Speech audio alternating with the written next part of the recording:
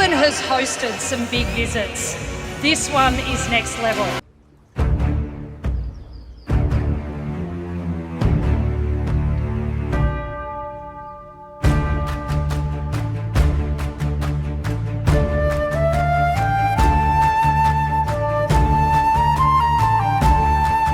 As a true friend of Australia and a very dear friend of mine, it is an honour to host you this evening.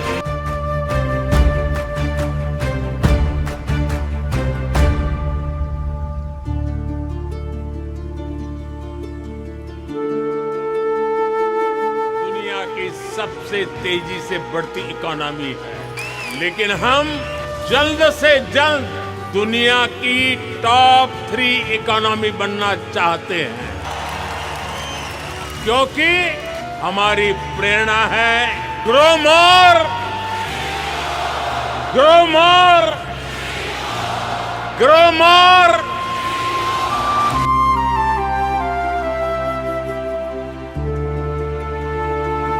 നമസ്കാരം സുഹൃത്തുക്കളെ, സ്വന്തം നാട്ടിൽ നമ്മുടെ പ്രധാനമന്ത്രിക്ക് വലിയ സ്വീകരണം ലഭിക്കുന്നത് നമ്മൾ കണ്ടിട്ടുണ്ട്. അത് വളരെ സ്വാഭാവികമാണ്. എന്നാൽ കടൽ കടന്ന് ആയിരക്കണക്കിന് കിലോമീറ്ററുകൾക്കപ്പുറമുള്ള ഒരു വിദേശ രാജ്യത്ത് ഒരു ഇന്ത്യൻ പ്രധാനമന്ത്രിക്ക് ലഭിക്കുന്ന സ്വീകരണം കണ്ടാൽ ഏതൊരു ഭാരതീയനും രോമാഞ്ചം ഉണ്ടാകും. അതെ, ഓസ്ട്രേലിയയിലെ മെൽബണിൽ ഇന്നലെ നടന്നത് അതാണ്. നരേന്ദ്ര ദാമോദർ ദാസ് മോദി എന്ന ഒരൊറ്റ പേരിന് വേണ്ടി പതിനായിരങ്ങളാണ് മെൽബണിൽ കാത്തുനിന്നത്. ഇന്നത്തെ വീഡിയോയിൽ നമ്മൾ സംസാരിക്കാൻ പോകുന്നത് ഭാരതത്തിന്റെ അഭിമാനം വാനോളം ഉയർത്തിയ ആ മെൽബൺ സന്ദർശനത്തെക്കുറിച്ചും ലോകം മുഴുവൻ ഉറ്റുനോക്കിയ ആ നിമിഷങ്ങളെക്കുറിച്ചുമാണ്.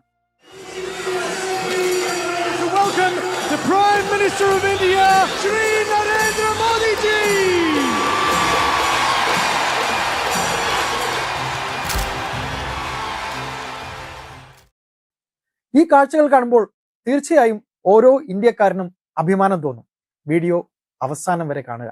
ഓസ്ട്രേലിയൻ മണ്ണിൽ എത്തിയ നമ്മുടെ പ്രധാനമന്ത്രിക്ക് ലഭിച്ചത് സമാനതകളില്ലാത്ത വൻ വരവേൽപ്പാണ്. മെൽബൺ മീറ്റ്സ് മോദി എന്നായിരുന്നു ആ പരിപാടിയുടെ പേര്. പക്ഷേ സത്യത്തിൽ മെൽബൺ മോദിയെ കാണുകയായിരുന്നില്ല, മറിച്ച് മനസ്സ് നിറയെ മോദിയെ കണ്ട് ആവേശത്തിൽ ആറാടുകയായിരുന്നു എന്ന് പറയുന്നതാകും ശരി.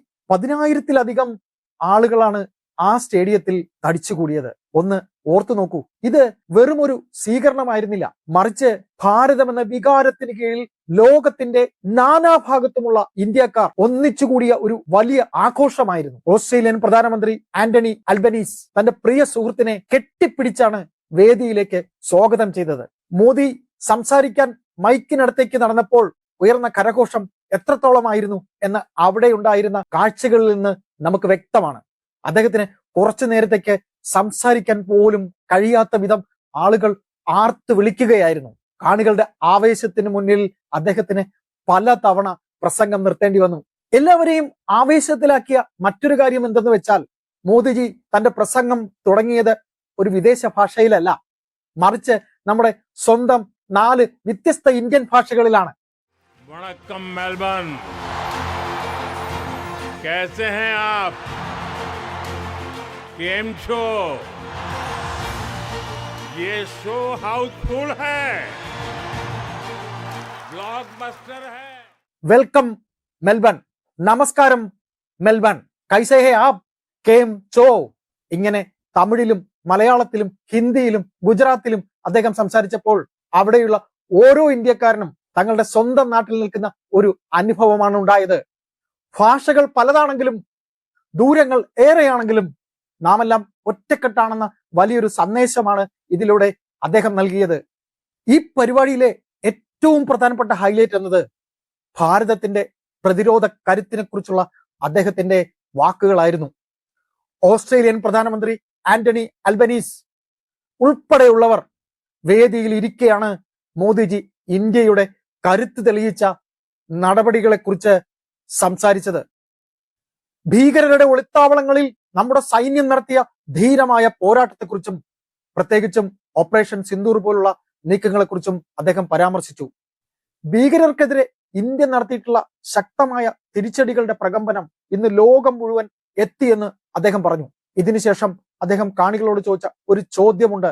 ഭാരതത്തിന്റെ ഈ പ്രതിരോധ ശേഷിയിൽ നിങ്ങൾക്ക് ഏവർക്കും അഭിമാനമില്ലേ? അതിന് മറുപടിയായി ആ സ്റ്റേഡിയത്തിൽ ഉയർന്നത് വെറും ഒരു കയ്യടി ആയിരുന്നില്ല. അത് ലോകത്തിന് മുന്നിൽ തല ഉയർത്തി നിൽക്കുന്ന പുതിയ ഭാരതത്തിന്റെ വലിയൊരു ആത്മവിശ്വാസത്തിന്റെ പ്രതിഫലനമായിരുന്നു. എന്നാൽ സുഹൃത്തുക്കളെ, ഈ വലിയ ആഘോഷങ്ങൾക്കും ആവേശങ്ങൾക്കുമിടയിൽ നമ്മൾ ശ്രദ്ധിക്കേണ്ട മറ്റൊരു നിർണായക സംഭവം കൂടി അവിടെ നടന്നു. മോദിജിക്ക് ലഭിച്ച ഈ വമ്പൻ സ്വീകാര്യതയിൽ വിരളിപൂണ്ട ചില തീവ്ര വലതുപക്ഷ സംഘടനകളും ഇന്ത്യ വിരുദ്ധ ശക്തികളും അദ്ദേഹത്തിനെതിരെ പ്രതിഷേധവുമായി രംഗത്തിറങ്ങിയിരുന്നു. പ്രതിഷേധക്കാർ അദ്ദേഹം താമസിച്ചിരുന്ന ഹോട്ടലിന് മുന്നിൽ വരെ എത്തുകയും അവിടെ വലിയൊരു സുരക്ഷാ വീഴ്ച ഉണ്ടാവുകയും ചെയ്തു. പക്ഷേ ഇവിടെയാണ് നമ്മൾ ഭാരതത്തിന്റെ യഥാർത്ഥ കരുത്ത് കാണേണ്ടത്. സാധാരണഗതിയിൽ ഇത്തരം ഒരു സുരക്ഷാ വീഴ്ചയോ പ്രതിഷേധമോ വലിയൊരു വിവാദമാകേണ്ടതാണ്. എന്നാൽ ഈ സംഭവം മോദിക്കോ ഇന്ത്യക്കോ ഒരു തരത്തിലും ക്ഷീണം ഉണ്ടാക്കിയില്ല. മറിച്ച് അത് നമുക്ക് കൂടുതൽ ഗുണകരമായി മാറുകയാണ് ചെയ്തത്. ഒന്നാമത്തെ കാര്യം, ഈ സംഭവം ഓസ്ട്രേലിയൻ സർക്കാരിനെ ശരിക്കും പ്രതിരോധത്തിലാക്കി. ഇന്ത്യയെ പോലുള്ള ഒരു വൻ ശക്തിയുടെ പ്രധാനമന്ത്രിക്ക് സുരക്ഷാ വീഴ്ചയുണ്ടായത് അവർക്ക് വലിയ നാണക്കേടായി. ഇതിലൂടെ ഓസ്ട്രേലിയൻ ഭരണകൂടം ഇന്ത്യയോട് കൂടുതൽ ഉത്തരവാദിത്തം കാണിക്കാനും ഇത്തരം ഇന്ത്യ വിരുദ്ധ ശക്തികൾക്കെതിരെ കർശന നടപടിയെടുക്കാനും നിർബന്ധിതരായി. രണ്ടാമതായി, ഈ പ്രതിഷേധം അവിടുത്തെ ഇന്ത്യൻ സമൂഹത്തെ കൂടുതൽ ഒറ്റക്കെട്ടാക്കി മാറ്റി എന്നതാണ് സത്യം. മോദിക്കെതിരെ നടക്കുന്ന ഇത്തരം അടിസ്ഥാനരഹിതമായ ആക്രമണങ്ങൾ കണ്ടപ്പോൾ രാഷ്ട്രീയ ഭിന്നതകൾ മാറ്റിവെച്ച് അവിടെയുള്ള ഓരോ ഇന്ത്യക്കാരനും മോദിക്ക് പിന്നിൽ അഥവാ ഇന്ത്യക്ക് പിന്നിൽ അണിനിരന്നു. ലോക മാധ്യമങ്ങൾ ഈ വിഷയം ചർച്ച ചെയ്തപ്പോൾ പ്രതിസന്ധികൾക്ക് മുന്നിൽ പതറാതെ ഒരു ചെറുപുഞ്ചിരിയോടെ അതിനെ നേരിടുന്ന ശക്തനായ ലോക നേതാവായി നരേന്ദ്രമോദി വീണ്ടും ഉയർന്നു. ഇന്ത്യ എന്ന മഹാരാജ്യത്തെക്കുറിച്ച് ആളുകൾ വിചാരിച്ചാൽ തെരുവിൽ തടയാനോ ഭയപ്പെടുത്തി പിന്തിരിപ്പിക്കാനോ കഴിയില്ല എന്ന ശക്തമായ സന്ദേശമാണ് ഈ ഒറ്റ സംഭവത്തിലൂടെ ലോകം മനസ്സിലാക്കിയത്. അക്ഷരാർത്ഥത്തിൽ ഈ പ്രതിഷേധം ഇന്ത്യയുടെയും മോദിയുടെയും കരുത്ത് ലോകത്തിന് മുന്നിൽ ഒന്നുകൂടി ഉറക്കെ പ്രഖ്യാപിക്കാൻ കാരണമായി എന്ന് നമുക്ക് നിസ്സംശയം പറയാം. സുഹൃത്തുക്കളെ, ഭാരതത്തിന്റെ അതിരുകൾക്കപ്പുറം കടലുകൾ കടന്ന് മെൽബണിലെ ആ വലിയ സ്റ്റേഡിയത്തിൽ മുഴങ്ങിക്കേട്ട വന്ദേ മാതരം വിളികൾക്ക് നമ്മൾ ഓരോരുത്തരും പറയുന്നത് ഒറ്റ കാര്യം മാത്രമാണ്: ഇന്ത്യ ഇന്ന് പഴയ ഇന്ത്യയല്ല. ലോകരാജ്യങ്ങൾ നമ്മെ വലിയ ബഹുമാനത്തോടെ ഉറ്റുനോക്കുന്ന ഒരു കാലഘട്ടമാണിത്. അവിടെ ഒരു വിദേശ മണ്ണിൽ നമ്മുടെ പ്രധാനമന്ത്രിക്ക് ലഭിച്ച ഈ ആദരവ് അത് ഓരോ ഭാരതീയനും ഉള്ളതാണ്. ഈ ഒരു മാറ്റത്തെക്കുറിച്ച് നമ്മുടെ അഭിപ്രായം എന്താണ്? മെൽബണിലെ ഈ കാഴ്ചകൾ നിങ്ങളിൽ എത്രത്തോളം അഭിമാനമുണ്ടാക്കി എന്ന് താഴെ കമന്റ് ബോക്സിൽ തീർച്ചയായും രേഖപ്പെടുത്തുക. ഈ വീഡിയോ നിങ്ങൾക്ക് ഇഷ്ടപ്പെട്ടു എന്നുണ്ടെങ്കിൽ തീർച്ചയായും ലൈക്ക് ചെയ്യുക. നിങ്ങളുടെ സുഹൃത്തുക്കളിലേക്കും കുടുംബാംഗങ്ങളിലേക്കും ഇത് ഷെയർ ചെയ്യുക. ഇതുപോലുള്ള കൂടുതൽ വാർത്തകൾക്കും വിവരങ്ങൾക്കുമായി നമ്മുടെ ചാനൽ സബ്സ്ക്രൈബ് ചെയ്യാൻ മറക്കരുത്. മറ്റൊരു മികച്ച വീഡിയോയുമായി നമുക്ക് വീണ്ടും കാണാം. അതുവരെ നന്ദി. ജയ് ഹിന്ദ്. സല്യൂട്ട് ഭാരത്.